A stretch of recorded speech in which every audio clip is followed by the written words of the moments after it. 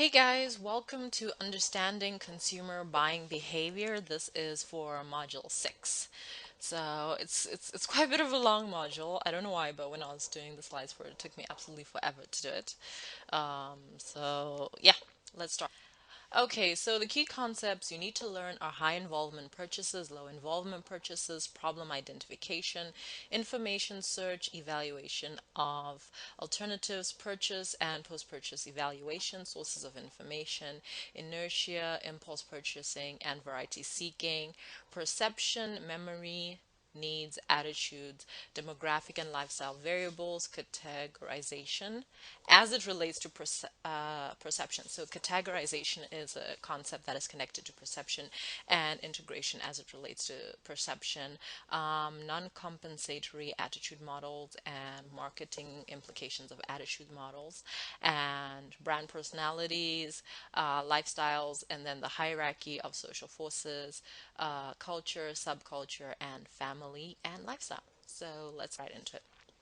So basically, we're going to start by dealing with the psychological importance of purchase, like the effects of the decision making process. So when we talk about high involvement purchases, we're talking about purchases that involve goods or services that are psychologically important to the buyer.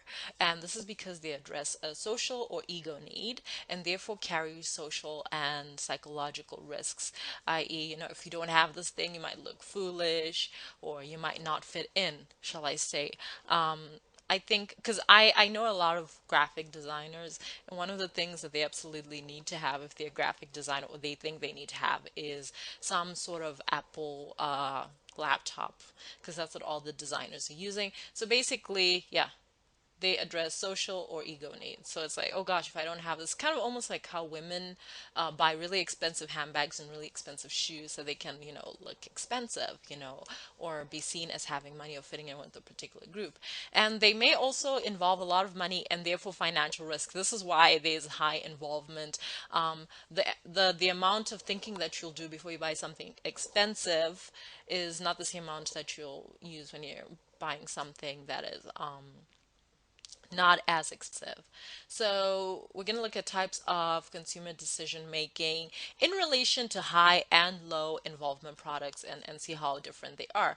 So with high involvement over here, the extent of decision making, okay, extended, whether it's information search, consideration of brand alternatives, you tend to find that when it comes to a high involvement areas, the decision making or the process of decision making tends to be very complicated. It's not easy. I mean, if you're going to buy a car, it's not just going to be like, okay, I'm going to buy a car now. Oh, I woke up today and I'll buy a car. You're going to be looking at features. You're going to be looking at certain things that are important to you, size, like maybe particular brands that you prefer. If you're going to buy a home, if you're going to take a vacation, I mean, you're really going to like really think long and hard and dig deep, and not just just say, oh well, I'll just go to Hawaii like tomorrow. You're really gonna think a lot. Whereas with low involvement, I mean, you've got very limited decision making, including variety seeking. You're not really looking for lots of variety, and you can even do an impulse purchase. Like I like the way they use frozen vegetables as an example because I eat a lot of frozen vegetables. I love frozen vegetables. I like making broth, you know. And so when I go and I look into the frozen vegetable section, I don't actually I mean, I know when I was younger growing up, there's a particular type of frozen vegetable company called McCain, and then they'll be like, think again, think McCain, and all of these things. But, a frozen vegetable is a frozen vegetable. It's peas, it's carrots, it's green beans, it's whatever. And so I just tend to pick whatever's the cheapest. Basically, it's just whatever's cheapest, or I buy the no-name brand. So I don't really like think about, well, which frozen vegetables am I gonna get? Oh, which variety? Except this one time I did see a packet of frozen vegetables that didn't have something I was really like used to, and I thought, okay, let me try that out. So you usually find this with adult cereal, snack foods, that sort of thing. Extent of decision making. Okay, so let's say you're when you're making, like, let's say this is a habitual or routine purchase, so it's something that you often buy, with high extent of involvement, you're going to have, it's going to be a brand loyalty sort of thing. So it's kind of like when you're buying things like shoes, adult cereal, cologne, deodorant. Yes, it's very true, because for the longest time I only ever bought Revlon deodorant, and now I've completely jumped to between Garnier and Dove. But if I can, I'll try to buy Dove as a deodorant. So if it's a habitual routine, it's something that every month I'm going to buy deodorant. I usually get Dove. If it's a habitual routine, you'll tend to find low involvement with things like, you tend to suffer from inertia.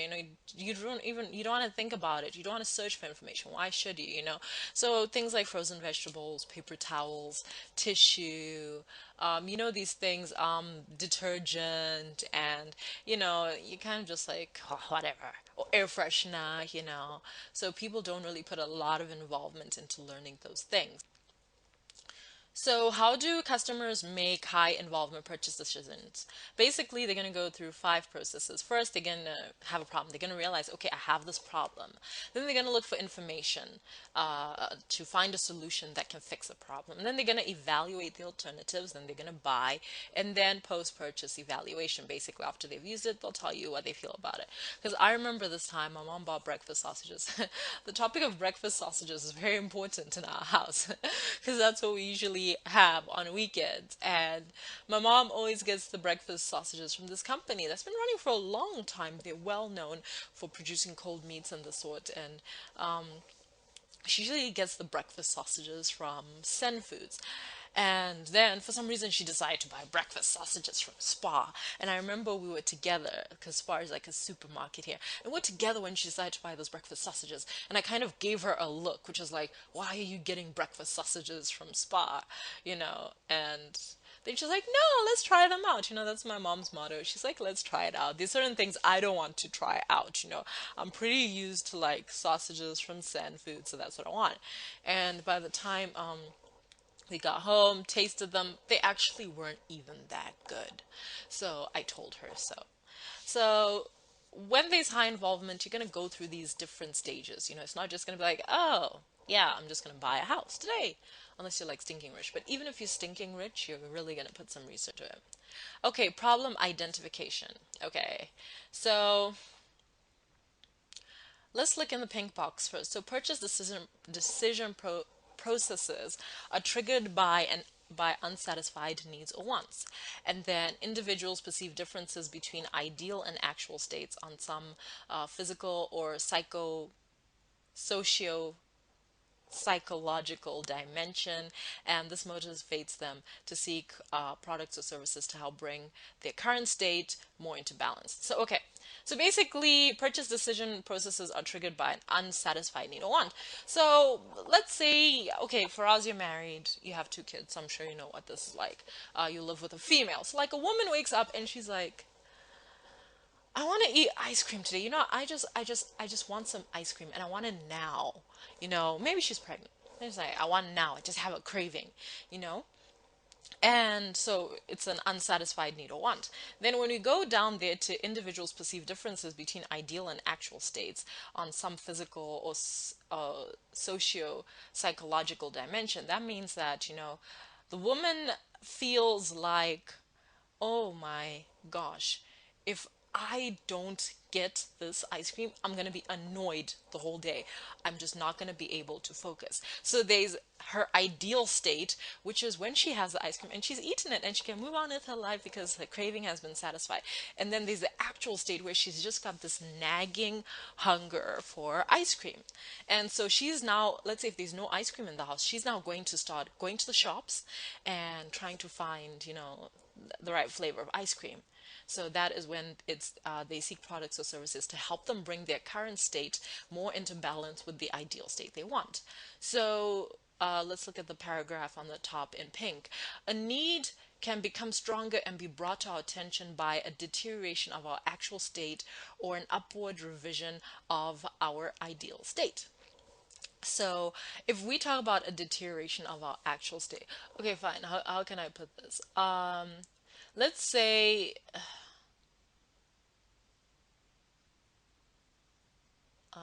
Okay. Let's say that there is something that you're used to doing or used to eating. Let's say you're used to, yeah, let me see with ice cream. Let's say you're used to eating vanilla ice cream. Vanilla ice cream is my favorite flavor. You're used to eating vanilla ice cream, and then you go to the shops, and for whatever reason, up in the supply chain somewhere there's no vanilla ice cream in the shops. And so now it's like, okay, I can't get vanilla ice cream anymore. So that's a deterioration of your actual state. And then it's like, oh, well, now I'm probably going to have to find an alternative. And an upward revision of your ideal state is what happens when you find out, oh my goodness, there's a special of bar one or triple chocolate flavored ice cream. And then you're like, oh, I could try that. That's different. I've never had that before. So, and maybe I might like it, you know? And so that is like an upward revision of your ideal state. So a change in a customer's actual state can occur for several reasons. First of all, for, for physical needs, a natural deterioration of the actual state occurs all the time. A person's state may change as a result of a depletion of a current solution to a need. I think that that would basically just deal with your ice cream that's no longer there. Flavors not available. In some cases, consumers can anticipate a decline in their actual state. Like somebody can say, oh, shucks, I read somewhere that there's an issue with vanilla ice cream, so let me start looking for an alternative. Maybe I'll try banana because it kind of looks like vanilla ice cream. And the desired state may be revised upward because of new information or the development of an old need. She needs to look into this because for the life of me, okay, the desired state may be revised upward because of new information or development of an old need. Okay, so let's say once upon a time you didn't like vanilla. Okay, not that you didn't like. Let's say once upon a time you used to predominantly eat yogurt more than vanilla ice cream. And then suddenly you walk past the store dairy section and you see a new improved double fat Greek yogurt, which is what I love to eat. Double fat, double cream Greek yogurt, new and improved. And then that can make you decide to get what you used to like, which is new information or the development of an old need. And as one is satisfied, the desired state on one need, what? As one need is satisfied, the desired state on other need dimensions increases and becomes more demanding. So, in other words, as soon as you've satisfied this craving for ice cream, you're going to realize, oh, but I actually want something else. I want to eat fried chicken. Maybe you're going through a comfort food binge, you know? So the desired state of some other need that you've had, now one need is met, starts to increase and becomes more demanding because you've gotten what you wanted, the initial thing. Okay, information search. Having recognized that a problem exists and might be satisfied by the purchase and consumption of a product service, the customer's next step is to refer to information gained from past experience. In other words, maybe you've used the product before, so you've had an experience in your mind. You're like, okay, fine, I use that product, I like it, and that memory was stored there, and that will help you in a way make a decision. Okay, so factors that are likely to increase pre-purchase search are if you have, okay, product factors, because there are three factors: the product factors, personal factors, situational factors. So if you haven't used a product in a long time, you used to use it before, so you've kind of forgotten its benefits, whatever, you may start looking for more information on that product. If you're somebody that often changes products, you know, or if the product is often changing or the price is often changing, you might need to look for information and say, okay, fine, the last time I used this, the price was this, but because of whatever reason, the price keeps going up. Let me actually search for information before I go out and decide to buy. The other thing is volume purchasing, you know. Sometimes you want to buy in bulk, so you need to do some research. Where can I get in bulk? How can I get in bulk? You know, is it a good idea to buy this product in bulk? High price will also influence how much time you spend searching, because if it's expensive, you don't want to buy the wrong one and then realize it's expensive and then wish that you hadn't bought it. And if there are many alternative brands, you know, because you want to see what else is out there, you know, you don't just want to drop your finger and pick a business to do to to to sell with. Sorry, I'm just replying a message.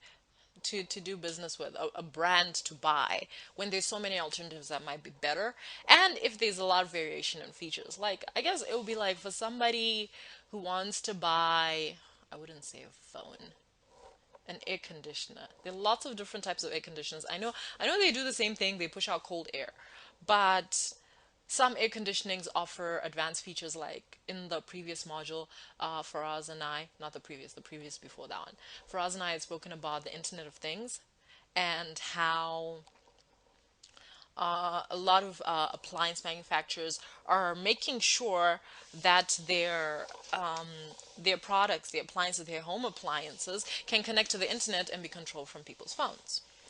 Okay, so now we look at personal factors. So obviously demographic characteristics of customers.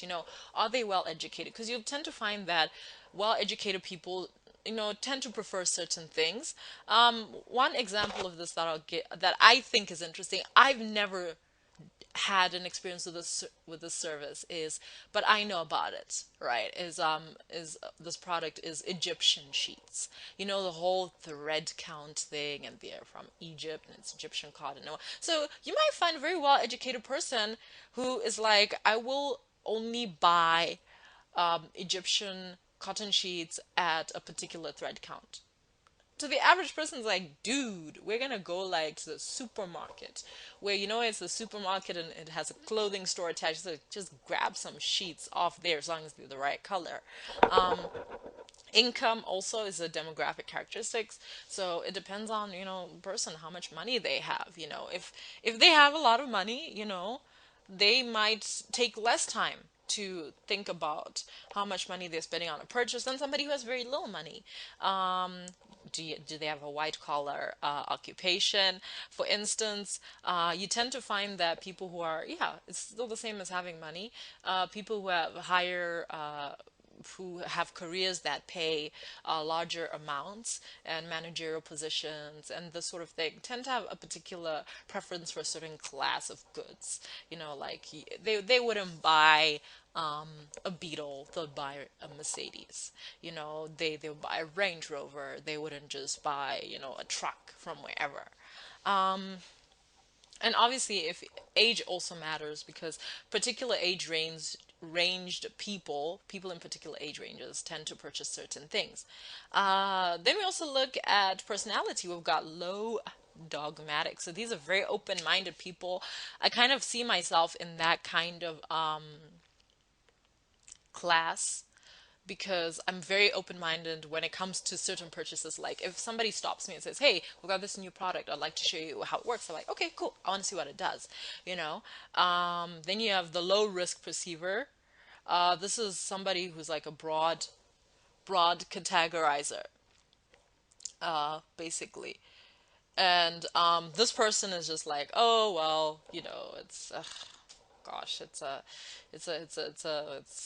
sausage. Who cares? The breakfast sausage. We're gonna get it." And then other personal factors such as high product involvement and enjoyment of shopping and search. I have a friend who's a guy, and I swear I'm never going to go on holiday with him because he loves shopping. He loves shopping, and the last thing that I ever want to do is go shopping with someone who loves shopping, because I did it on my last trip to South Africa, and we went to Menlyn Mall. It's this huge mall, and I was with someone that had to get into every single store in that mall. And I tell you, by the time I was done, my legs felt broken. They felt absolutely broken because I was so tired. And some people don't consider it, okay, some people consider it to be, you know, a big issue if they have to research. But other people don't have an issue with researching and shopping and all of these things. There's some people who just love shopping. And I know people that just love shopping. Okay, when it comes to situational factors, we're looking at experience. I mean, is it your first time purchase? That's going to increase the amount of time you're going to spend on pre-purchase search. If you've never bought a flat screen TV, you're going to do a lot of research, because the product is new and you don't want to have a bad experience. if you've had an unsatisfactory past experience with a product category, like if you once bought a flat screen and it sucked, you're going to spend a lot more time researching. The other thing that makes you do a lot of research is social acceptability. If the purchase is for a gift, or the purchase is socially visible. It's something that people are going to see. You're going to make sure that, hey, you're going to pick a product that if people come into your house, they're not going to look at it and go, ew, what's that? And then there are value related considerations. Purchase is discretionary rather than necessary, and all alternatives have both desirable and undesirable consequences. Like family members can disagree on a product requirements or an evaluation of alternatives. This it's really like it's a mixed bag, and sometimes product usage deviates from an important reference group.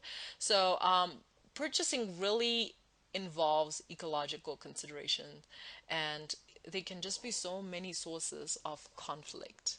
You know, there can be so many sources of conflict when it comes to because I kind of feel like it would be like kind of if I was to really expand on value related considerations, right? Like if I was to go with if it's a discretionary rather than a necessary purchase. Like if you're gonna buy a luxury item, you're gonna spend more time researching it, right?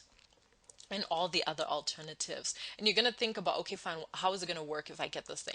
Also, sometimes family members can disagree, like I mentioned before, and it's kind of like I'm going to look at like Netflix or cable or internet, right? So you're going to be like, no, we can take the lowest package, but your kids are gonna be like, no, we need the highest package. You're gonna be like, it's more expensive. Like, yeah, because we need it. We're gonna finish all the bandwidth. I remember sometime my uncle got the standard package of bandwidth, and my cousins and I, we clocked it, and it was supposed to last the whole month. We clocked it in 3 days, and that was that. So yeah, yeah, yeah, yeah.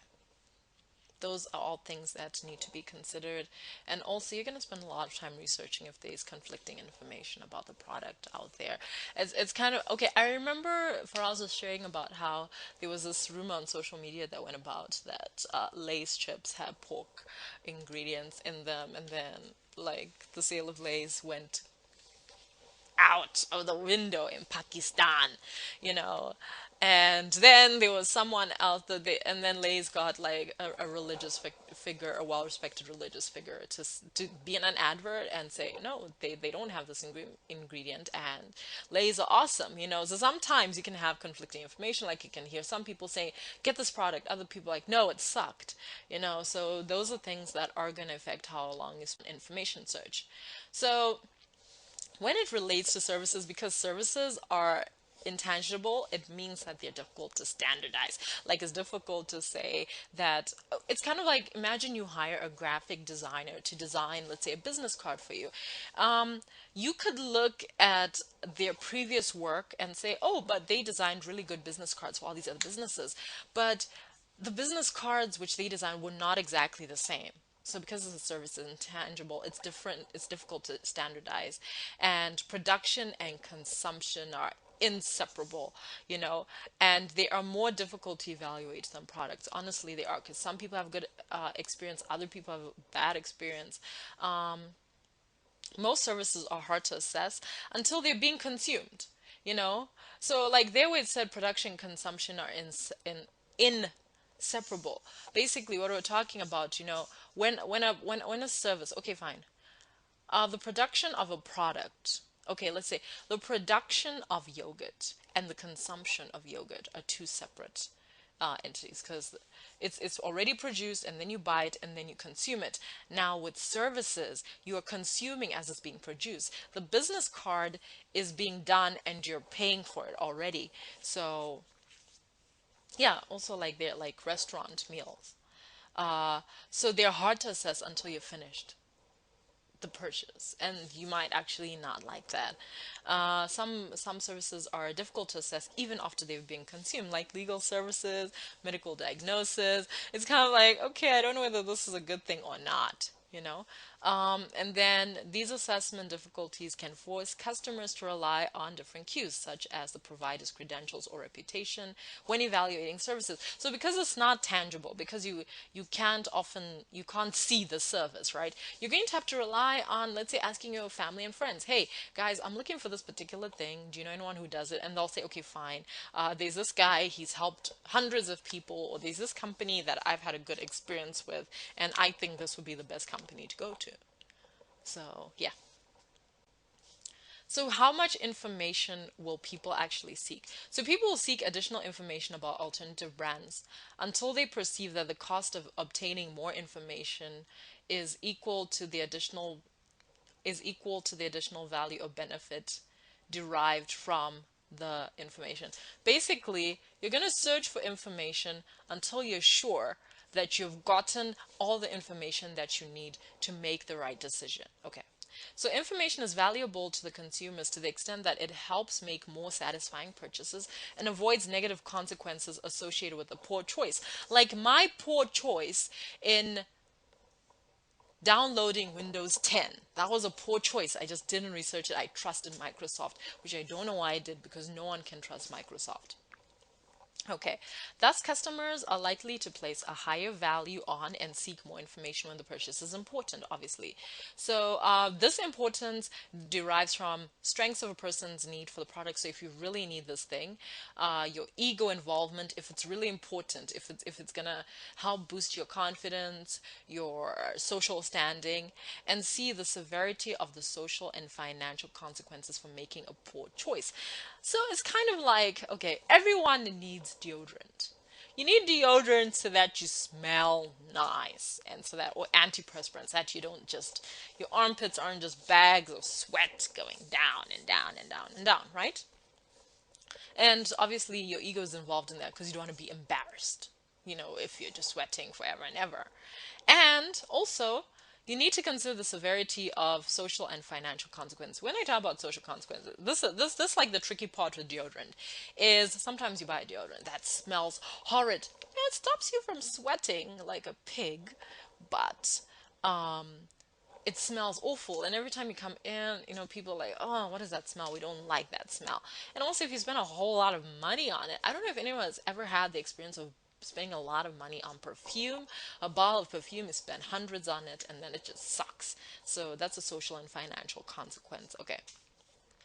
Perhaps the biggest cost for most people is the opportunity cost. I think we're all familiar with opportunity cost. Basically, it has to do with if you're going to spend £10 or 10 quid or 10 euros or 10 rand on perfume, what else could you have bought with that amount of money? So that's the opportunity cost. Then there are also psychological costs, which are involved in searching for information, collecting information. It can be a very frustrating task. I know that's one thing that I sometimes get really frustrated. Right now, I'm trying to plan a trip to Cape Town with my friends. There's just so many, there's just like hundreds, thousands of websites. And I was like, I like finish the first page of Google, and then I'm like, okay, I'm not even interested in doing this anymore. And sometimes, if you have to buy a physical thing, you're going to have to go to crowded stores. You're going to have to deal with rude salespeople, slow websites. And also, consumers become frustrated and confused when they have a lot of complex information to evaluate before making a choice. Because I feel like sometimes, and it's really annoying, especially with computers, is, you'll want to go buy a laptop or computer, and then they're going to write this RAM, this whatever, this iCore, and this. And you're looking and you're thinking, I don't even know what this means. But these are the features that make your computer worth it or not worth it. So next, we're going to look at sources of information, okay? In general, commercial sources perform an informing function, right? So if it's going to be a commercial or something, an advert, a billboard, it's informing you. It's like, buy this is available, you want this. And personal and public sources serve as an evaluating and legitimizing function. So let's just talk about these things. When you look at personal sources, we're talking about our family and friends. That's Nicolette saying everybody needs to get an iPhone. If you're not using an iPhone, you deserve to suffer with your current phone. Don't complain about it. Okay. So you ask your family and friends and members of your reference group, whoever that is. Maybe it's your, I don't know, maybe it's your team at work, co-workers, that sort of thing. Commercial sources refer to various information disseminated by service providers, marketers, and manufacturers in their detail. So media advertising, promotion brochures, package and label information, salespersons, various in-store information, price marking, blah, blah, blah. Then you've got public sources, including non-commercial and professional organization, like let's say health care providers or people who provide advice for consumers, such as doctors, lawyers, government agencies, consumer interest groups, and web journals. Who still writes that? Blogs. Okay. So now what we're gonna do, there's that pink box there because I just honestly I didn't feel like creating a slide on that, is how the internet is basically affecting consumer search for information. So basically the internet is reducing the opportunity cost of information gathering in that you no longer have to go out of your house to get information about a particular thing, and a lot of manufacturers and service providers, they have their own websites, and the sites provide information about the products and characteristics, and they also provide tutorials, which is really cool. Like, when you buy something and they used to send you the manual before, and it's like you're trying to figure out this manual of this washing machine. If you go to some of these manufacturers websites, there's already like a video on it. Their helplines, these online chat, I should know because I spent like 3 hours with Microsoft online trying to understand what was wrong with my computer while I was crashing. Yeah, but one thing I can say is that when you come across like information on the web, because a lot of that information is coming from the person who's trying to sell you that thing, you might not necessarily trust it because it's coming from somebody that has an ulterior motive. And also, the a drawback is that sometimes when you're buying something, especially if it's a physical product, it's kind of cool if you can pick it up, touch it, because sensory information is important for evaluating goods, fabric, clothes, food, that sort of thing. Okay. On the other hand, a good thing about blogs is that they do let you know, like someone else who's used it can say, well, I used this product, I liked it, I didn't like it, that sort of thing. And an interesting thing, what I like about blogs is that blogs tend to be very honest if they haven't been paid off by the company. So you tend to find that they will tell the unvarnished truth. So a lot of companies are having to like Google what people are saying about their companies so that they make sure that the right image is actually being put out there. If a person posts a blog post like me about how much Microsoft sucks and no one should use it, Microsoft should get back to me and say, what is the problem? How can we help you? Okay, so now we are going into how people will evaluate alternative products and services. So this is you going into a cell phone shop and saying, gosh, I want a Samsung or a Sony or an iPhone. I don't know, like what's going on. So what usually happens is, okay, let's look at the pot in purple, which is on the left side of the sheet. So customers simplify their evaluation in several ways. They focus on their evoked set, which is a limited number that they're familiar with and likely to satisfy their needs. Like if I was looking for a new cell phone, which I'm not looking for a new cell phone, I would either look for a Samsung or an iPhone or a Sony Ericsson. I would not look for a Nokia, right? So sometimes people just say, okay, fine, I'm going to look for one of these three phones. Like you'll tell someone, hey, I'm going to look for a cell phone. And they'll be like, oh, what kind of cell phone are you looking for? You're like, maybe a Samsung or an iPhone, or maybe a Sony phone, like if the price is right. Okay. Customers also evaluate each of the brands in the evoked set on a limited number of product dimensions or attributes. So basically, they're gonna evaluate. Like I'm gonna get into a cell phone store. And one of the things that I feel is important is the shape of the phone. I like phones with smooth edges. I like phones that have clear screens, like the graphics. And I also like thin phones. I don't like fat phones. So that's like, a limited number of product dimensions or attributes that I would be interested in. And the third point, they also judge the relative importance of these attributes or the minimum acceptable performance of each. So I would like a really thin phone. But if I get one that's not as thin as I want, but it's got awesome graphics and its user interface is really cool and easy to use, then I might just get that. So the set of attributes used by a particular customer and the relative importance of each represent the customer's choice criteria. So let's go through this again. So choice criteria involves a limited set, a limited number of brands that you're familiar with. So this is your evoked set. Like if you're to think cell phone, you're going to have an evoked set, which will probably include three or so. And then your choice criteria is also going to list product dimensions or attributes that are important to you. And then you're going to kind of decide which is the most important thing, you know. Actually, the most important thing for me getting a phone is the operating system. That's why I use an iPhone. Okay, so let's look at the exhibit, right?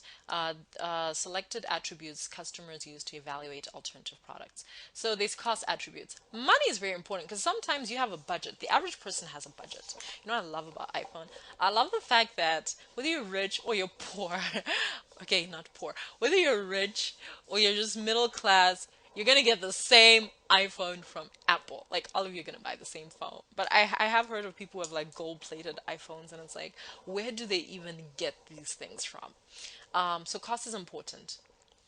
Purchase price is very important. How much you're going to buy it for? Usually I have a budget. So if I'm going to go buy a phone, I might only have a budget of $400. That means I'll only get a particular iPhone, or I'll only get a particular set of phones in a particular price range. We look at operating costs. I need to let you know that iPhones chow data. And it's one thing that I just needed to wrap my mind around when I got an iPhone was how much I spent for data. That was a serious operating cost. Before I could spend like €1 on data per day, and now I'm on like €2 at the very least. So it's like my operational costs have gone up. Repair costs, oh my gosh, we're talking about this. I was telling Faraz that I saw this joke on social media, on Facebook, that phones are so expensive these days that when you hear something crack, you pray it's your leg, because they're so expensive. And I swear, if you drop your iPhone, I remember I had a screen protector, and I thank God I had a screen protector because I literally dropped my phone from my hands. It slipped out of my phone because unfortunately, I don't know whether this is unfortunate or not. The iPhone 5S is very smooth. It's almost too smooth. So sometimes it literally just slips out of your hands. You're like, what? What's that? Like, what happened? Where's my phone going? It's actually made me very flexible. It's actually made me very quick to grab anything that's falling. And I remember I dropped it and it fell like flat on its screen, and the screen protector cracked. And I just thought, thank God, because I know so many people who have cracked their screens, their iPhone screens, and getting it repaired is it's a biggie nada. Hey, it's a lot. It's quite a bit. The other thing is cost of extras and options. Okay, this is an iPhone problem. I can totally speak about this.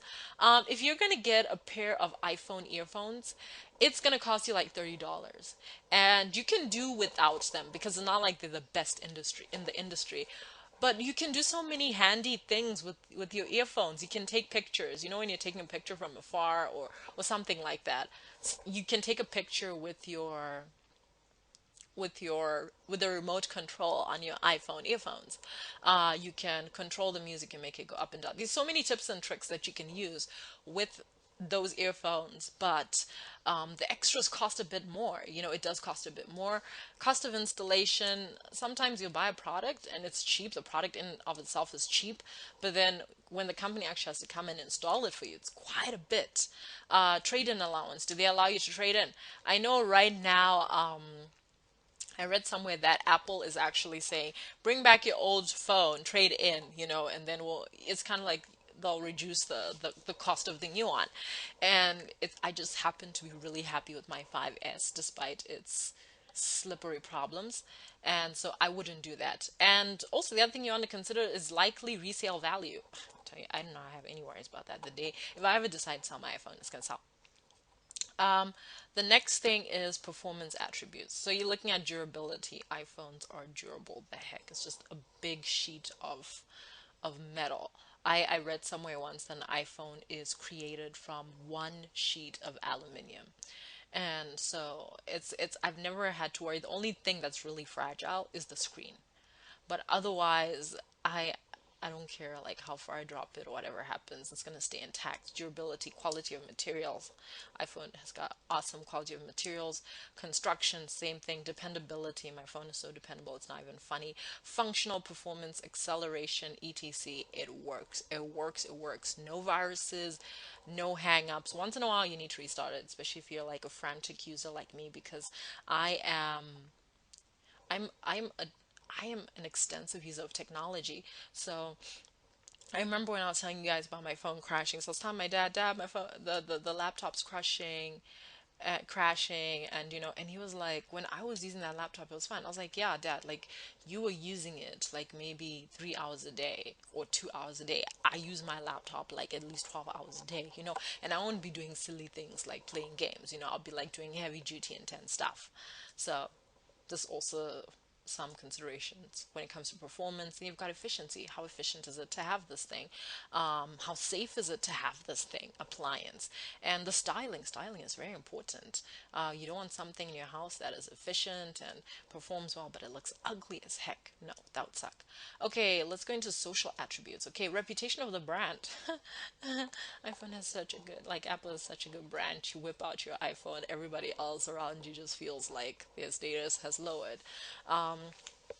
Okay, so status image, also that's important. Popularity with friends. Are people gonna like the product that you have? Popularity with family members. I tell you, me and my dad were just like, we're like Apple people. And obviously style and fashion. Does it fit in with style, with the trends that are currently going on? Okay, and then availability attributes, is it actually carried by local stores? Is it actually where you want to get it when you want to get it? You also want to look at credit terms, like is it easy for you to get credit to get it, or do you have to only buy it cash? And the quality of service, available from the local dealer. I think one of the drawbacks I think of having an iPhone here in Botswana is that there isn't an Apple store. It's not like an SA where if something happens to my iPhone, I'm just gonna like go to the Apple store and I'll be sorted out. And obviously delivery time matters because you want your product when you want it. You don't want it later, you want it then.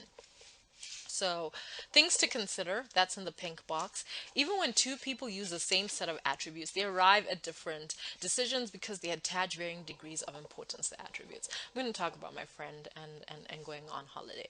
So basically, my friend was like, let's go to Dubai. And I'm like, why would I go to Dubai? And he was like, to go shopping. And I was like, because I'm not a fan of shopping. I like buying clothes, but I'm not a fan of like huge mall, spend all this money, spend the day walking and trying on clothes, putting on clothes, thinking, no, I'm just not that kind of person.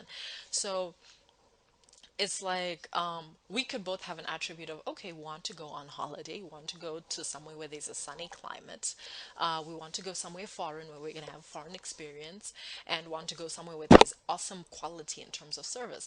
That could describe Egypt and that could describe Dubai. For him, it would be like Dubai in the sun, fun, shopping till I drop, Arab culture. And then for me, I would be like Egypt, pyramids, belly dancing, the Red Sea, like beach experience, completely different things, but we're using the same attributes. So a person's personal characteristics and social influences, such as needs, value, personality, social class, reference groups, help determine the attributes that are considered and their relative importance. I'd actually, because one thing, if I'm going to talk about family, and okay, if I was to group these together and say needs, values, personality, social class, reference group, I would say the perfect car for me would be a Mercedes because our family is a Mercedes family. In our family, we kind of believe that if you have any worth at all, you're gonna own a Mercedes, and that fits in with the social class we perceive ourselves to be in, the personality traits of wanting the best things. So yeah, and that would determine which attributes are considered and their relative importance. And environmental factors and the usage situation can also affect the perceived importance of various product benefits. Because, I mean, it's one thing if you're going to buy a big SUV, but imagine if you live, let's say, in the West, where there are lots of cars in the cities, the streets are very narrow. So you might want an SUV, but an SUV might not be the best thing for you to own, you know? So you might just need to own something simple and small, like one of these little compact cars, for instance. Anyway, moving on. Okay, forming attitudes towards alternative brands. So differences in brand perception are based on past experience, the information collected, and how that information is perceived and processed. So we're going to talk about purchase and post-purchase evaluation. So on the purchase, which is the left hand corner, choosing a source from which to buy the product involves essentially the same mental process as the product purchase decision. So basically, you're going to look for information, or you're going to you're gonna know that you have a need. You're gonna look for information. You're gonna evaluate brands. You're gonna make a decision. And the source is usually a retail store, apparently. Like if that's where you're gonna purchase whatever you're gonna purchase. Sometimes you can purchase stuff mail order. Who does mail order anymore? Using the mail. Sometimes you can buy your things online. Sometimes you have to make a phone call, like in order, like when you're ordering pizza. So still a retail store.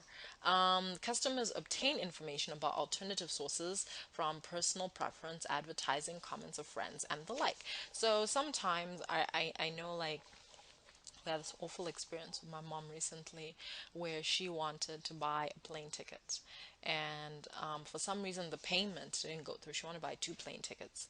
So the payment for the first one didn't go through. So we got to the airport. They're like, no, it's still going through the checks of wherever. It hasn't been processed. We're like, what? What do you mean it hasn't been processed? We're making noise. She's supposed to get on this flight because there's another flight which has been booked. And then we couldn't get the first flight. And anyway, the story that I'm speaking about has to do with the fact that usually traditionally people buy their plane tickets at a travel agents. We bought ours online, actually bought it for her online.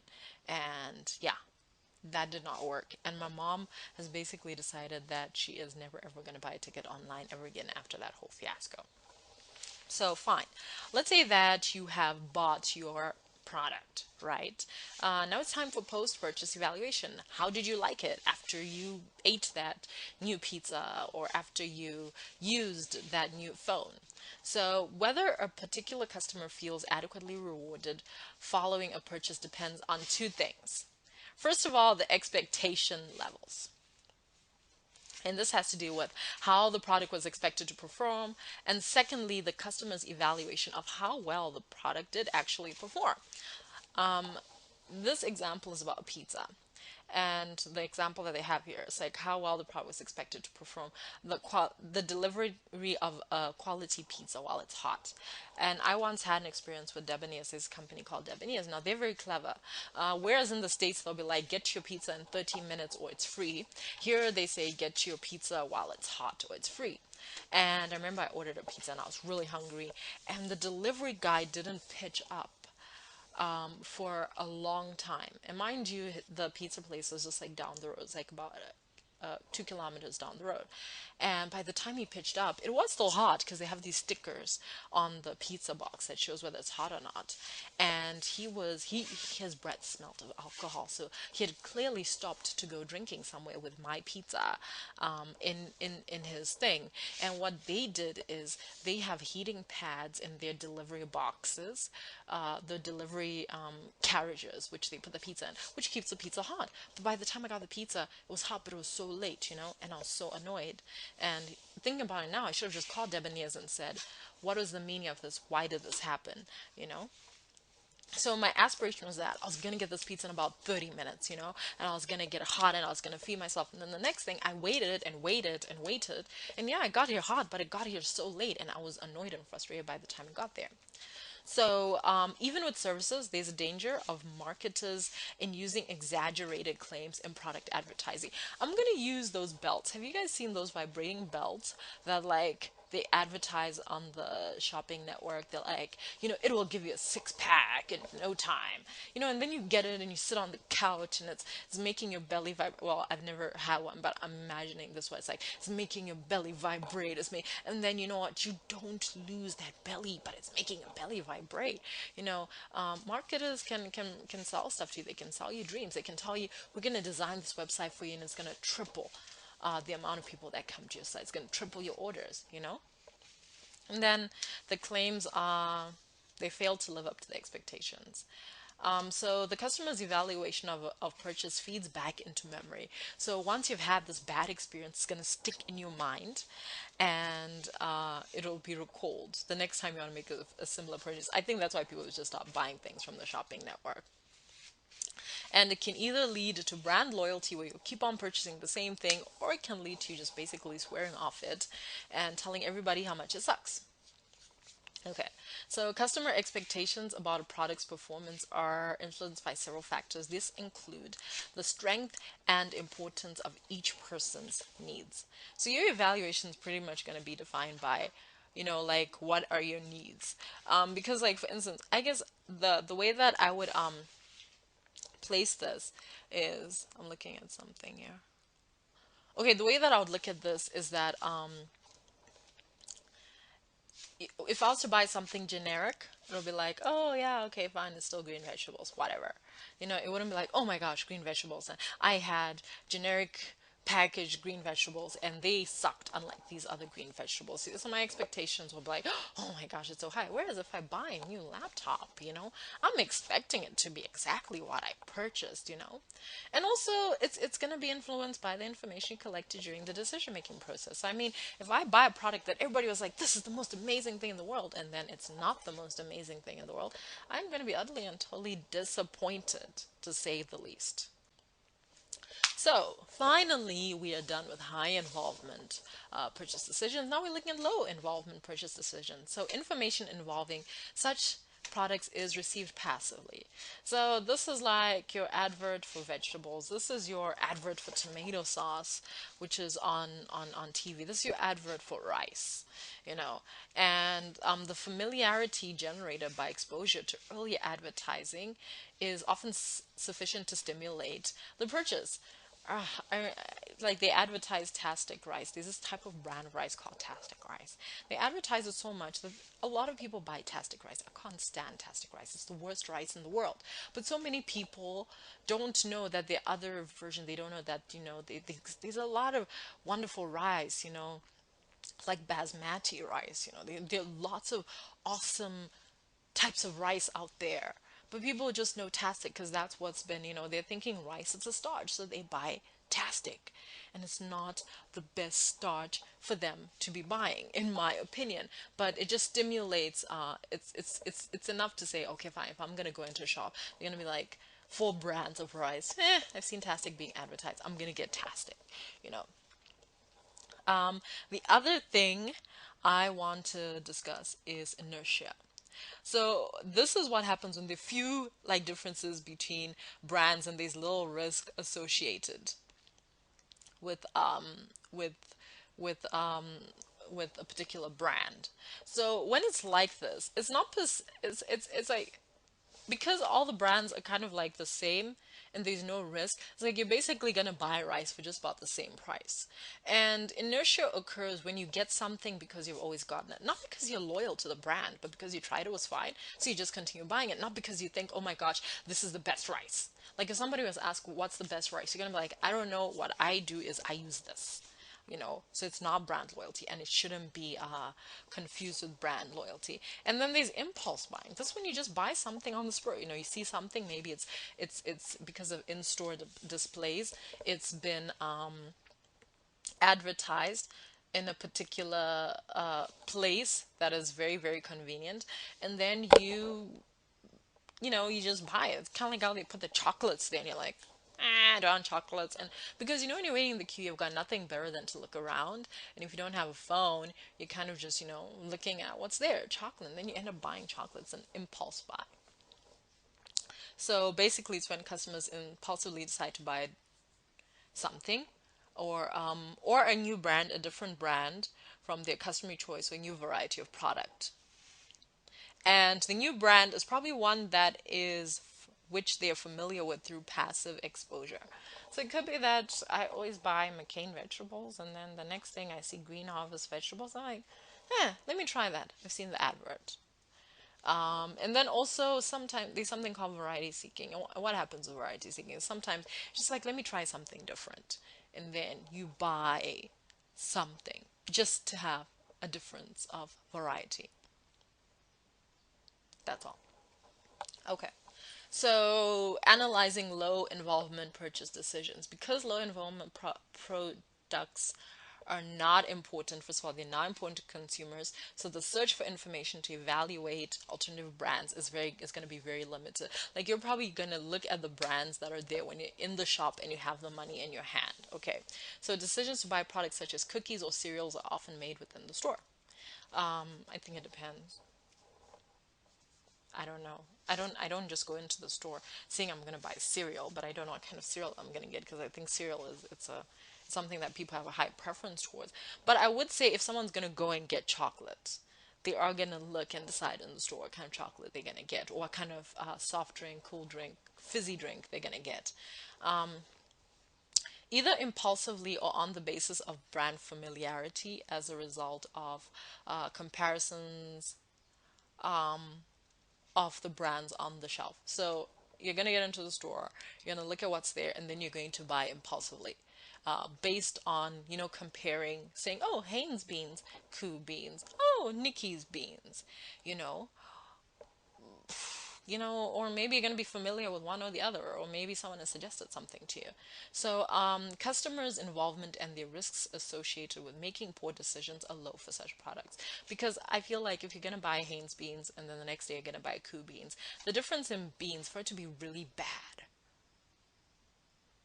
it's not usual because it's a low involvement product, and usually low involvement products tend to be standardized in their offering. But I do remember this one time my mom bought these beans called Save More beans. Ugh, they were horrendous. Okay. And anyway, so because there's low involvement and low risks in making poor decisions about such products, customers are less likely to stay with the same brand over time. I don't know if this applies to beans, but then again, in my house, breakfast is very important. It's a culture. So, yeah, for some people, I guess we're like, hey, Koo beans, Hanes beans, whatever. Okay, after using the product, the consumer may decide whether the product is good or bad, which is what usually happens. This attitude will likely affect future purchases. Such brand evaluations occur only after an initial purchase has been made. Moving on, so now we're going to compare high involvement customer behavior to low involvement customer behavior. So, customers are information processes with high involvement. On the flip end, they learn information at random with adverts and the such. Okay, customers are information seekers if they're high involvement. On the other end, they're information gatherers. They don't look for it, it just comes to them. Customers represent an active audience for advertising. And when you say active audience, it means that, when you're advertising to people who are interested in, who are making a high involvement consumer behavior, they are listening, like they are really paying attention to this advert. Like your advert is describing like all the features and the bells and whistles, they're actually listening. Customers that are low involvement are a passive audience. They kind of just, it's the advert that comes on in between your TV program and you're not even really paying attention. Okay, on high involvement, customers evaluate brands before buying. On this end, people buy first, and if they do evaluate, it's after the purchase. Just like, oh well, let me take anything. I tried it, I didn't like it. Okay, in high involvement, customers seek to maximize expected satisfaction. They compare brands to see which provides the most benefits related to their needs and buy on a basis of multi-attribute comparison of brands. On the other hand, customers seek an acceptable level of satisfaction. If you're going to buy frozen vegetables, I've never had exceptionally delicious frozen vegetables. They all just about taste the same. And they buy the brand least likely to give them problems and buy on the basis of a few attributes. And familiarity is what is important on this end. Okay. With high involvement customer behavior, personality and lifestyle characteristics are related to consumer behavior because the product is closely tied to the person's self-identity and belief system. So it's like buying a phone. You're not going to get this. I mean, the average person is not going to get this little cheap phone that just, you take it out of your pocket when there's no one around, and you're also gonna also buy a phone which is linked to your personality. If you like flashy things, you're gonna buy probably a more flashy phone. It's big, everyone can see it. If you're a low key person, you could just get an average size phone with good features. On the other end, personality and lifestyle are not related to consumer behavior. I tell you, my personality and lifestyle is not related to which frozen vegetables brand I buy, because the product is not closely tied to a person's self-identity and belief. Next, the reference groups influence consumer behavior. So again, we're talking about reference group like my family, I guess my friends. The in thing for us is Mercedes. Everybody must have Mercedes. I just want to point out that I don't want Mercedes at all. I want an Audi.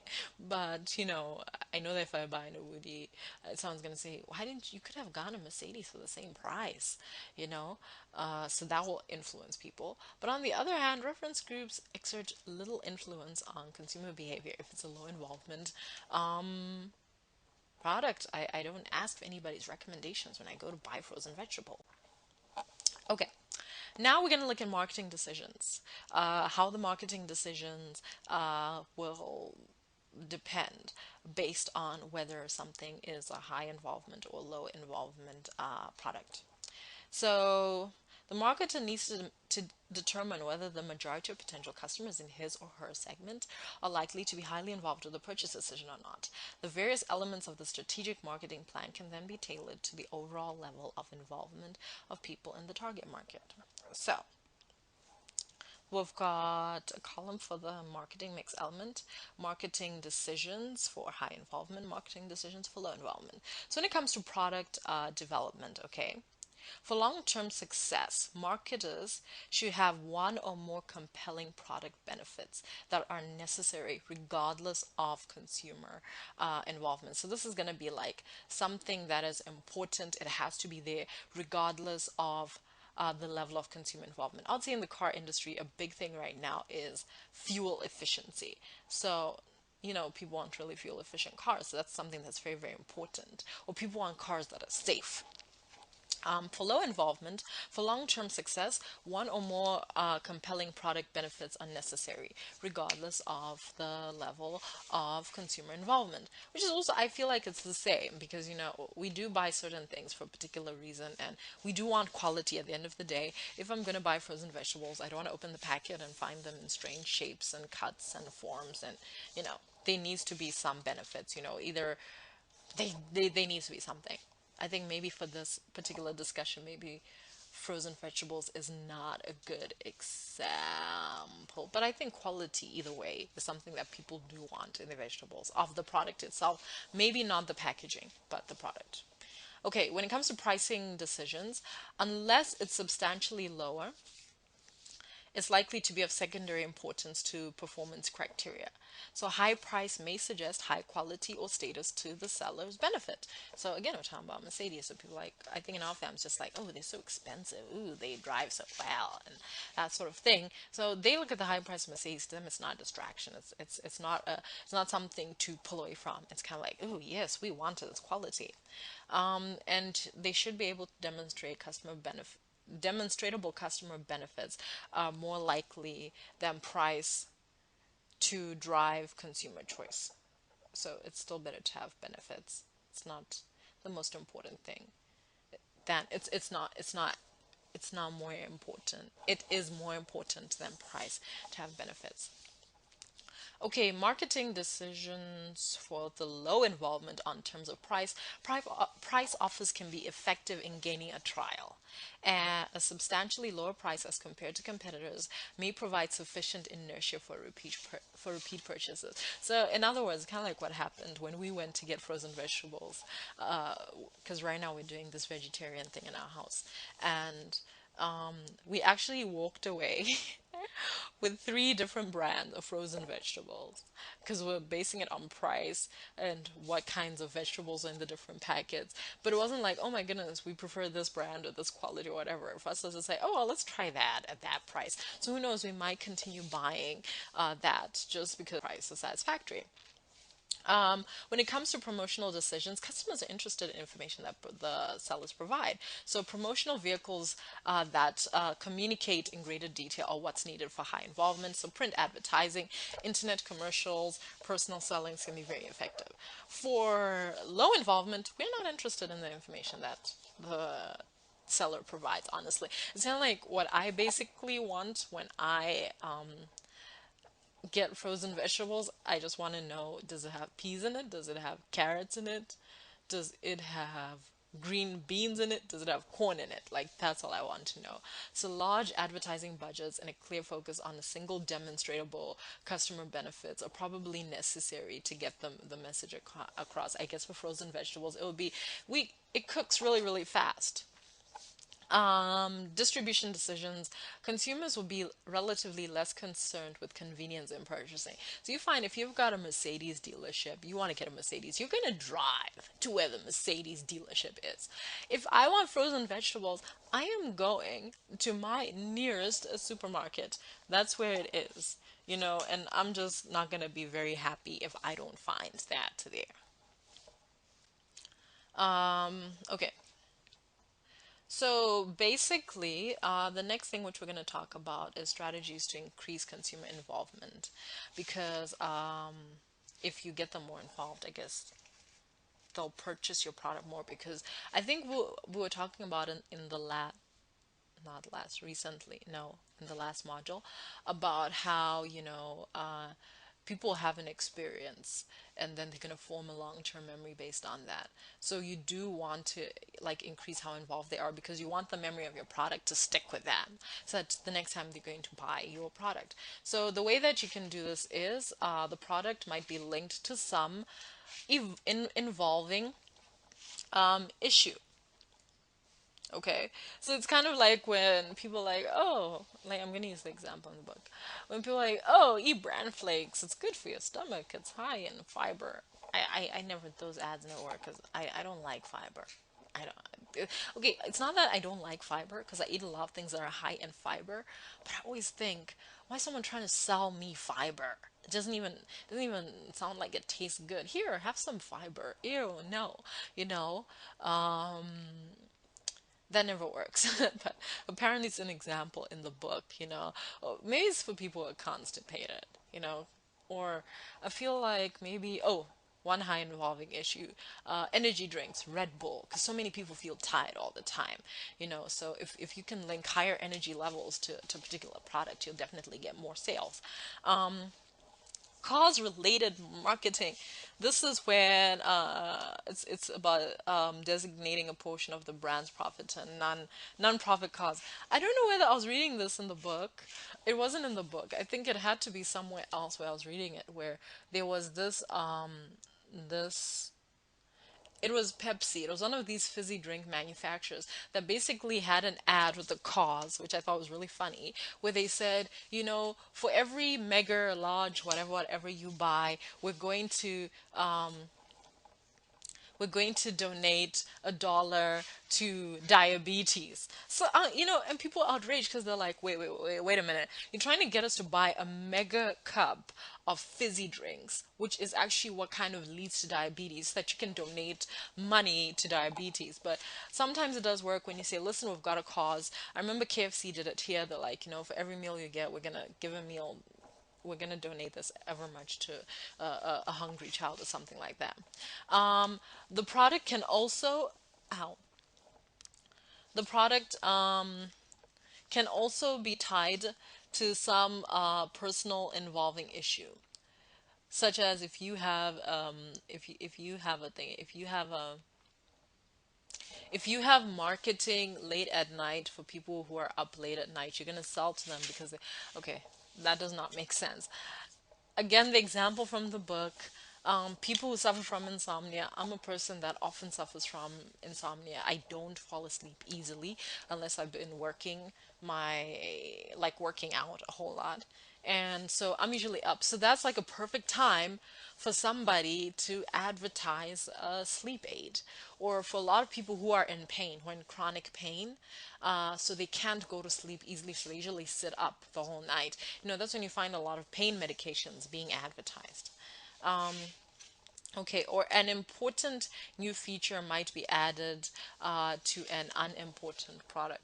You know what I would like for my frozen vegetables? If this would make me buy frozen vegetables from a particular brand, is if they could create a resealable bag. Because usually they just put in a packet, which you now have to fold and scrunch up to close again. And it would be awesome if there was like a Ziploc bag, so that once I use the frozen vegetables, I zip it again or something like that. That would work. That would actually increase my involvement.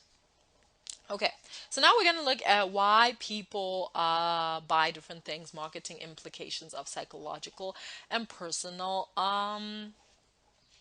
influences. So we're going to look at perception, memory, needs, attitudes, and characteristics such as demographic and lifestyle variables, influence, and these psychological factors. So basically, perception is a process by which a person selects, organizes, and interprets information. When consumers collect information about a high involvement service, such as a cruise, they follow a series of steps or a hierarchy of effects. So, exposure. Okay, sorry, I hadn't changed the slide. Okay. So exposure to a piece of information, such as a new product, an ad, or a friend's recommendation, leads to attention, then to comprehension, and finally to retention. So what usually happens is you get exposure, then your attention's on that thing, then you kind of investigate, then you figure out what's so great about it, what's not great about this, and then retention. That's when it sticks in your mind, basically. So the perception process is different for low involvement products. Here, customers have information in their memory without going through the sequence of attention and comprehension. Because probably you've seen the advert 10,000 times, and so now you know there's that particular product. So exposure may cause customers to retain enough information so that they're familiar with the brand when they see it in store. So, you might be exposed to an ad or something on TV, and then for some reason it sticks in your mind. Let's say it's really funny or really cute. Like all these old gold tomato sauce adverts that were really cute, and they basically indoctrinated moms to buy all gold for their kids, and they indoctrinated kids to only want all gold. Yeah.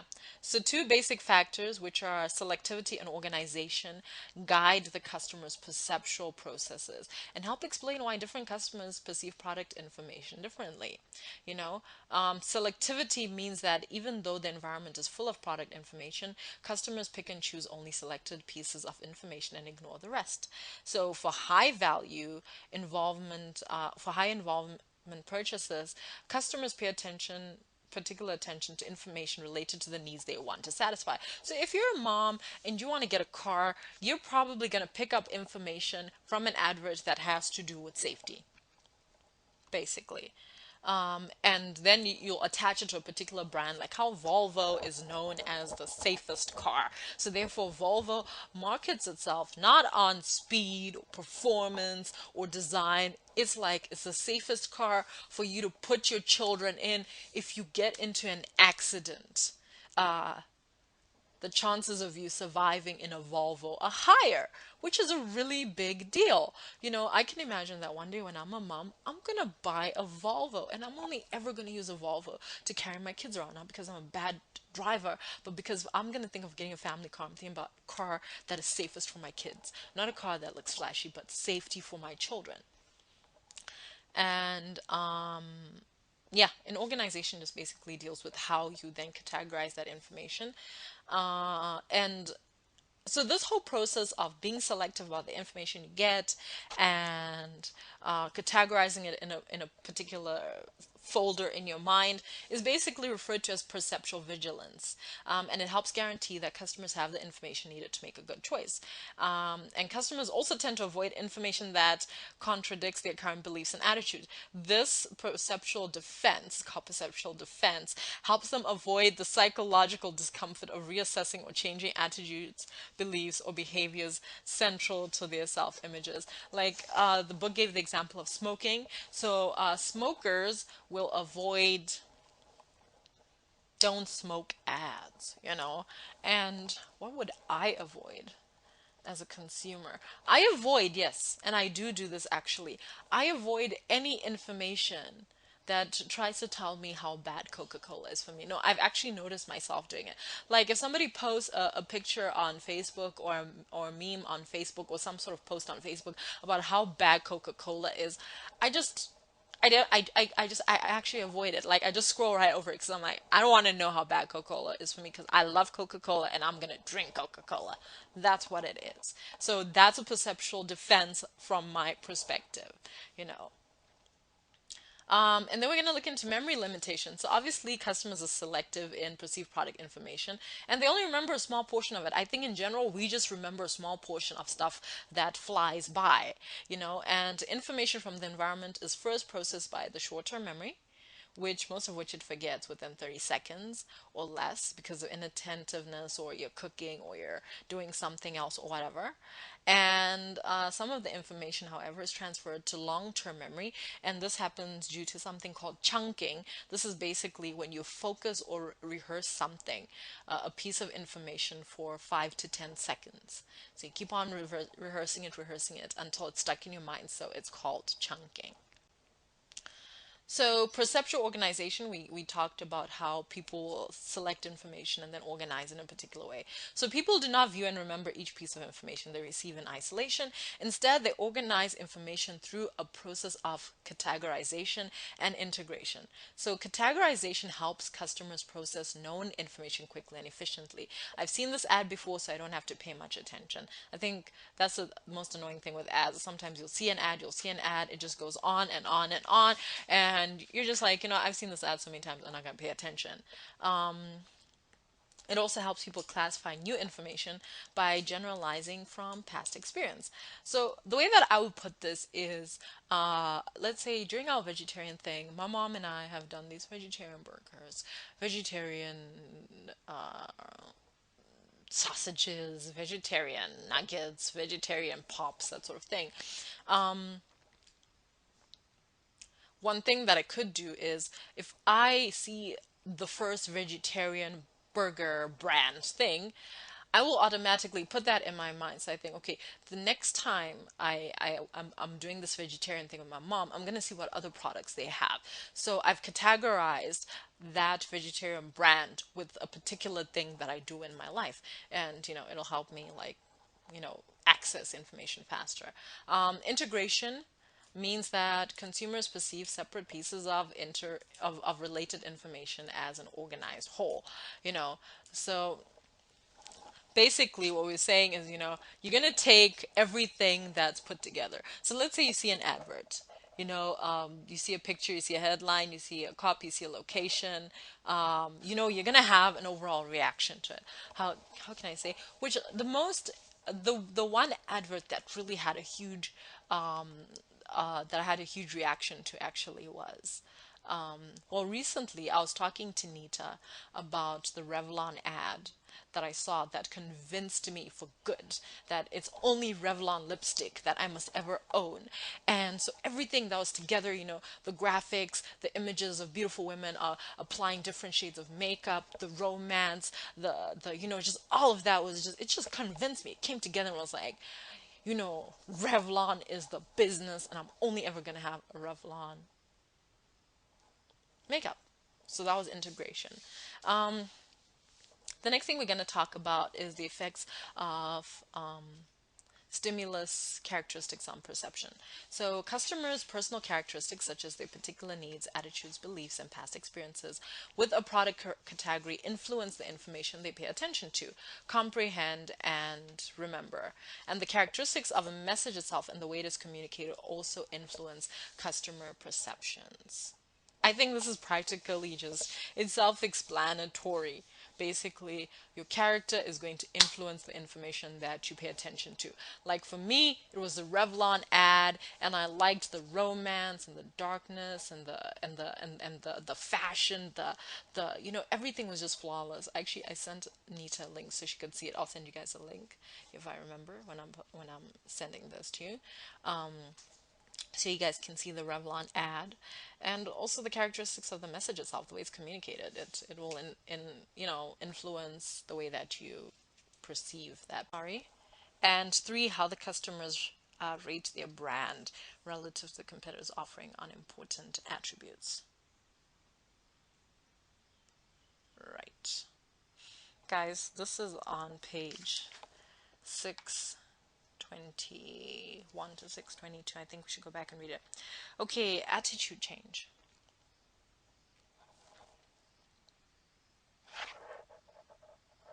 So consumers apparently can change attitudes.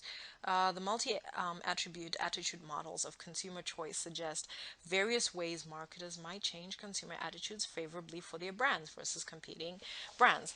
So I do not know for the life of me why I do not have this in here. I really want to apologize about this, guys. I'm looking at the textbook now, which is actually really strange because I wasn't supposed to be looking at it. But I'll send you guys I'll add the slide and then you can look at it afterwards. I'll send it as a single slide. So ways that they can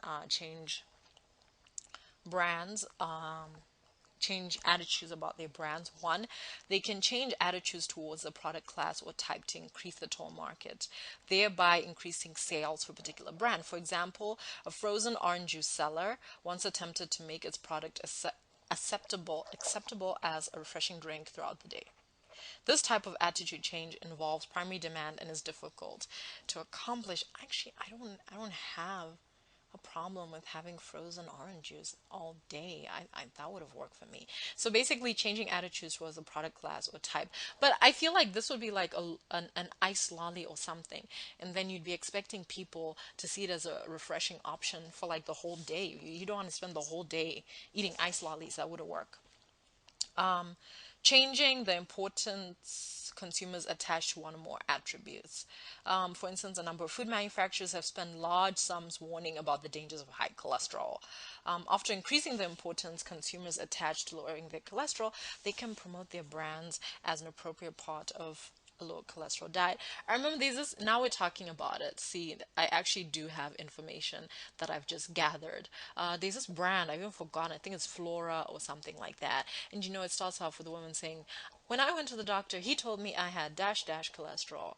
And I started doing whatever I could to reduce my cholesterol level. And then I started eating this margarine. And do you know what my cholesterol now is? This. So yeah.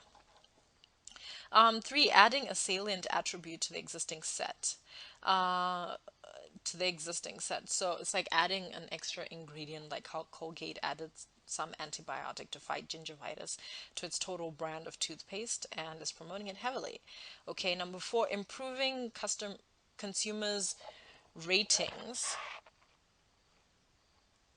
of the brand on one or more salient attributes via more extensive or effective advertising. So this is the most common attempt, particularly during a brand's introduction. So basically it's saying, oh yeah, and it's like Colgate saying, oh yeah, we have this antibiotic. Oh yeah, we have this antibiotic. So basically they're repeating the message. They're letting you know what's different about it in a way. And five, lowering the ratings of a salient product characteristics for competing brands. Oh, I think this is like, when Apple and Microsoft do ads, and Apple is like, that's a Mac. This is a Mac. That's a Microsoft whatever. And they talk about how bad Mac is and how you won't have the same problems with with Mac as with Microsoft. Okay, so now we're going to demographics. So demographics influence the nature of consumers' needs and wants, their ability to buy, the perceived importance of various attributes, and consumers' attitudes towards preferences for different products and services. So basically, I don't think I need to explain this. I think you guys basically get an idea of this. So we're now going to talk about personality and self concepts because we're now in the demographic. products and lifestyle stage. Okay, so brand personalities, right? So these are the brand personalities which were identified by the Americans.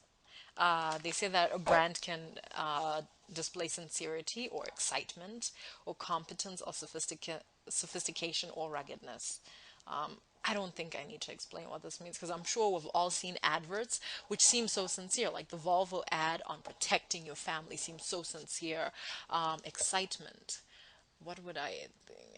Excitement, a brand. Oh yes, you know when they sell alcohol on TV, the beers and the wines, they show people drinking, exotic locations, dancing, having fun. Competence, which is reliable, successful, intelligence. A lot of service firms do this.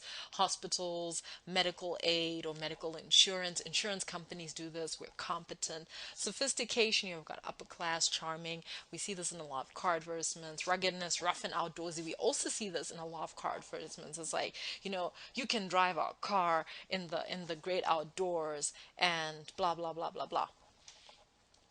Okay. Moving on, lifestyle. So, two people of similar age, income, education, and even occupations do not necessarily live their lives in the same way. They may have different opinions, interests, and activities. I do woodworking as a hobby. I know plenty of 28-year-olds who are not interested in holding a drill or any other form of power tool. Even if we have the same education level, we all have degrees, we have the same income, we're even maybe in the same area. They're entrepreneurs, but they're not interested in the same thing. As a result, they're likely to display different patterns of behavior, including buying different products and brands and using them in different ways for different purposes. So this basically deals with lifestyles, so my friends don't buy the same products I buy or the same brands that I buy, and when I do get something, I might use it in a completely different way, So it's very interesting. For instance, probably someone can buy sellotape to wrap presents. I buy sellotape to stick my brainstorming notes together, So to obtain lifestyle data, consumers are asked to indicate the extent to which they agree with a series of statements having to do with things like price consciousness, family activities, spectator sports, traditional values, blah, blah, blah. So this would be like the kind of thing where you've answered a survey and they give you a range between 1 and 10. How important is going out on the weekend to you? 1 to 10 you rate. How important is having healthy meals is to 1 to 10. So this is how they kind of help figure out like your lifestyle choices. And somebody did a sociographic study and came up with these segments. Of ways of I guess of ways of categorizing people's lifestyles. So they're strivers, hectic, time pressured life, strive hard for success, materialistic, seek pleasure, demand instant gratification. Wow, this sounds like me. Okay, well, I am under 31. Okay, achievers, they've achieved some sort of success that strivers aim for. They're affluent, assertive, outward bound, upward bound. They're very status conscious and vie for quality and are slightly older than strivers, okay? Pressured, ooh, pressured. That's not a group I'd want to be in.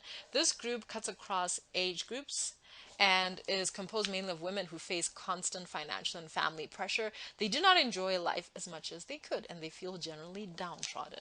I thank God I don't feel this way. Adapters, these are older people who maintain time-old values but keep an open mind and they live comfortably in a changing world. I'd say my dad is this kind of person. He's always with some new gadget and this and that. Traditionalists, they hold on to the oldest set of values of their countries and cultures and they resist change and prefer routines and familiar products. Okay, so why people buy different things. Now we're going to part two, the marketing implications of social influences. So I'm going to look at the social aspect. So under the social aspect, we have culture and we have social class. So culture is a set of beliefs and attitude and behavior patterns shared by members of a society and transmitted from one generation to the next through socialization. That's when your mom told you, "Oi, don't do that. It's not appropriate. It's a sign of bad manners." And then you grow up and you tell your kids, "Oi, don't do that. It's bad manners." Okay. So values and beliefs tend to be relatively stable over time, but they can change from one generation to the next in response to changing conditions in society. Like a long time ago, women just wanted to get married and stay at home and look after babies. Now it's like women are all like, we want to work, we want to earn money, we want to be rich, we all want to be single. No one wants to get married. So, that's changing. And then you look at something called subculture. And this was straight from the textbook. There are many groups of people in the United States who share common geographic, ethical, racial, or religious backgrounds, and they continue to hold some values, attitudes, and behavior patterns that are uniquely their own. Such groups are referred to as subcultures. What kind of subculture could I refer to? I would refer to perhaps polygamy as a subculture. Maybe that's wrong, but you tend to find that you'll have a group of people who believe in marriage, and then there's a subculture of people who believe in getting married to more than one person, and that's a culture. And then they set up their own communities where that's fine and that's allowed, and nobody gives them an evil eye because they're polygamous. Social class. Okay, so every society has its status groupings, largely based on similarities in income, education, and occupation, and unfortunately, race as well. So it's possible to infer certain behaviors concerning products and services, including class members' reaction to advertising. So you could basically say, okay, fine, I'm going to advertise this particular thing to a particular class of people, and they're going to appreciate it. It's kind of like how I was reading in the textbook how they were saying that certain certain higher class people don't trust adverts. They trust referrals. So for them, if they want something, they're not going to just watch an advert on TV and call and buy it. They're going to ask for a referral from their friends or whatever. People like you and me, heck, we see an advert, we phone the store, like, do you have this thing? What's up with it? Some people do a bit of both. So it all has to do with depending on which class you fall into. Previous slide here, reference groups under so class. These include a variety of groups that affect consumer behavior through normative compliance, value, experience, influence, and information influence. So it's kind of like this. Reference groups are kind of like the people that you trust to tell you about a particular information, particular product, give you information about a particular product or service. So value expressive influence involves conforming to gain status. Ooh, value expressed influence. I think it's a fancy word for peer pressure. So it's conforming to gain status within one's group. Information influence, which actually should have been its own tab, involves the use of influential people to help assess the merits of a given product. That's where you find a lot of celebrity endorsements. And the opinions of such individuals often legitimize the purchase of a certain product or service. So if I want to lose weight and I see one of my celebrities, my favorite celebrities, has a toned body and she's on TV and she's like, I use Weight Watchers or I use this, then what can you say? You're probably gonna be influenced by that. Kind of like how Michael Jordan was a great person to advertise for Nike. And the family is obviously a reference group because of its importance. They're discussing it separately because it serves as a primary socialization agent. You do learn to be socialized within your family. That's why when you leave your home, there's certain attitudes and behaviors that you're not just going to easily adopt and accept because of your family. Consequently, and it helps members acquire the skills, knowledge, and attitudes to function as consumers in the marketplace. So if you've seen your mom or your parents growing up having particular buying patterns, you're probably going to have the same buying patterns. Yeah, so consequently, it has a great and lasting influence on its younger members' attitudes towards various brands and stores. It is likely that many of the product purchase decisions by a given generation are influenced by parents, even grandparents. Yeah, because I know I grew up eating certain things, certain brands, and like it's kind of like how I've eaten basmati rice all my life, and I'm only ever really gonna eat basmati rice. Serve it to my family. There's certain brands, fatty amoni, spaghetti, and macaroni, and that kind. That's what I'm gonna stick to. I'm gonna stick to Old Gold tomato sauce because that's what I've been fed. Oh, if there's no Old Gold, God forbid, I'm gonna end up having Hanes, which Hanes isn't bad. I think for me, it's just I have brand loyalty to All Gold. And then the last thing I'm going to speak about is family life cycle. So when people leave home and start their own households, they progress through distinct phases of a family life cycle. The traditional cycle in most industrial nations includes young singles, young marrieds without singles. So you start off young single, then you're young married, you don't have children, then you're young married with children, and then you're middle aged married with children, then you're middle aged marrieds without dependent children because your children have moved out, then you're older marrieds, and then you're older unmarrieds because your spouse dies, or God forbid you get divorced. So each phase in the life cycle brings changes in family circumstance and also in purchasing behaviors. Because think about it, the way that you guys, let's say Faraz and Nita, I don't know about Krupa, the way that you guys spend your money is completely different from the way that I spend my money because I'm a young single. And Faraz, I know that you are young married with children. And if you're young married without children, the way that you spend your money was going to still be different. Young married with children, now you have to pay for daycare and all of these things. You're going to purchase healthier foods. You know, you're not going to purchase as much takeout and that sort of thing. If you're middle-aged married with children, you know, you've got teenagers, so probably even the choice of foods that you're going to buy is going to change. And if you're middle-aged married without dependent children, now you guys are getting back into cooking more convenient foods, but you're also cooking foods which are healthier because you're getting older. And then you're older marrieds, and then now maybe someone else is doing your cooking for you, and then you are older unmarrieds because you're, they should have said older widowers, whatever, but you know the needs are still going to be